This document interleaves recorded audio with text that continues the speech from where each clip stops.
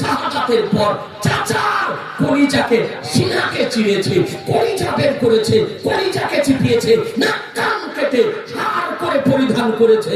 কিন্তু আমার নবীর কি চরিত্র, নবীর কি আদর্শ, নবীর কি আখলাক, নবীর কি তাহজিব ও তামাদ্দুন। এ বেরাদার, আজকে মক্কা বিজয়ের সঙ্গে সঙ্গে আবু সুফিয়ান মুসলমান হওয়ার পর, হিন্দা মুসলমান হওয়ার পর মহানবী আমার তাদেরকে ক্ষমা করে দিয়েছিলেন। সুবহানাল্লাহ, নবী আমার ক্ষমা করে দিলেন। কোরআন বলে আলহামদুলিল্লাহ 500 টাকা দিয়েছে, আলহামদুলিল্লাহ 500 টাকা দিয়েছে। কোরআন বলে ইন্নাকা লাআলা খুলুকুন আযীম, নিশ্চয় আপনাকে চরম চরিত্রের উপরে অধিষ্ঠিত করে পৃথিবীর বুকে প্রেরণ করেছি।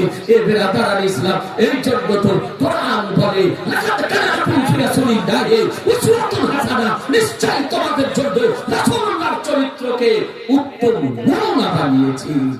যদি ফলো যদি করতে হয় নবীর চরিত্রকে করো, আজকে অনুসরণ যদি করতে হয় নবীর চরিত্রকে করো, আপন যদি করতে হয় নবীর চরিত্রকে করো, গ্রহণ যদি করতে হয় নবীর চরিত্রকে করো, ইহজগত মঙ্গল হবে, পরজগত মঙ্গল হবে।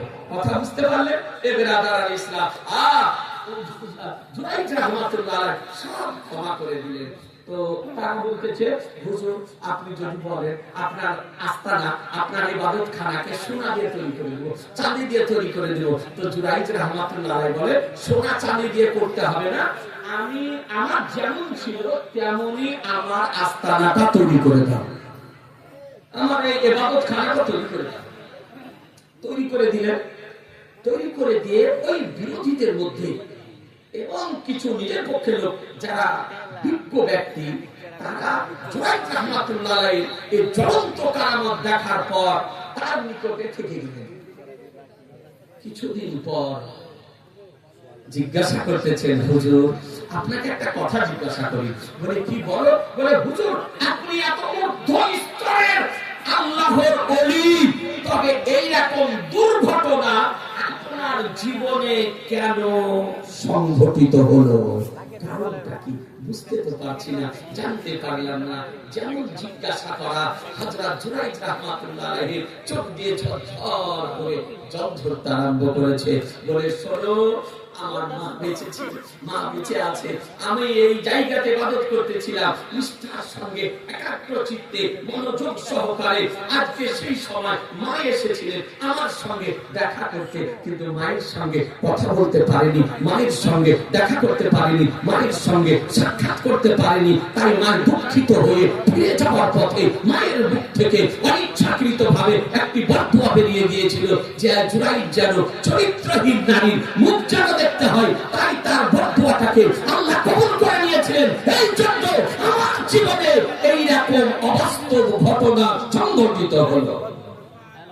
মুসলমান, বোঝা গেল হাদিসটি থেকে দুটি জিনিস, একটি হলো আল্লাহর ওলিদের কারামাত, আল্লাহর ওলিদের কারামাত। একটা শিশু বাচ্চার দিকে ইশারা যদি করে দেন, মায়ের কোল থেকে মস্তক উঠিয়ে কথা বলতে আরম্ভ করে। আর দিকে প্রমাণিত হলো মায়ের কি মূল্য, মায়ের কি মর্যাদা, মায়ের কি সম্মান, মায়ের কি গুরুত্ব, মায়ের কি তাৎপর্য, যা আমরা মূল্যায়ন করতে জানি না। যাকে মায়ের জবান থেকে যেটা বেরিয়ে যায় সেটা আল্লাহ তাআলা কবুল করে নেন। এই জন্য আপনাদেরকে অনুরোধ করবো, কেউ যাদের বাবা মা বেঁচে আছে, বাবা মাকে কষ্ট দিবেন না, আঘাত দিবেন না, অন্যায় করবেন না, অত্যাচার করবেন না, কটু কথা বলবেন না, জোরে কথা বলবেন না, ধমক দিয়ে কথা বলবেন না, আপনি চোখ রাঙিয়ে কথা বলবেন না। পিতা মাতার সেবা করুন, পিতা মাতার খেদমত করুন, পিতা মাতাকে সন্তুষ্ট রাখুন। পিতা মাতা পাশে বসে আব্বা কাব্বা বলে, মাকে মা বলে ডাকুন। আল্লাহ আপনার উপরে দয়া করবেন। এ বেরাদার ইসলাম, আলহামদুলিল্লাহ সময় হতে চলেছে, রাস্তার বন্দির সময়। এই মুহূর্তে 2 মিনিট আপনাদেরকে বলি, বাবা মা বেঁচে থাকুক আর মারা যাক, বাবা মায়ের মূল্য বুঝতে পারলেন, আল্লাহর ওলির কারামত বুঝতে পারলেন। আপনাদেরকে বলি, একটা ভাই, বেশি নয়, 500 টাকা রাখুন। জি 8 জন, 10 জন, 10 জন 500 টাকা টাকা। জি হাদিসটি শেষ করে দেব। দেখেন আমামা শরীফ চলে এসেছে, দাস্তারবন্দির কাজ এখনই আপনার আরম্ভ হবে।